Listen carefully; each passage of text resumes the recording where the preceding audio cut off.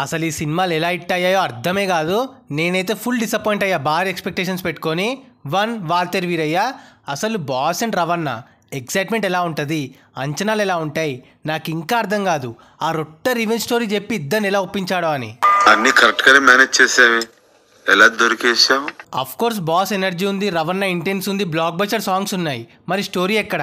నువ్వు ఇది పెట్టకుండా ఎన్ని పెట్టి ఏం లాభం? బట్ సినిమా బ్లాక్ బస్టర్ ఏందో ఏమో. 2 జనతా గ్యారేజ్, ఆ ట్రైలర్తో హైప్తో ఆల్మోస్ట్ కోమలకు పోయాం. సినిమా చూసాక నిద్రపోయాం. లిటరల్లీ ఎక్కలే అస్సలు. ఆ slow narrative and writing, story okay కానీ మిగతావన్నీ ల్యాక్ అయ్యాయి.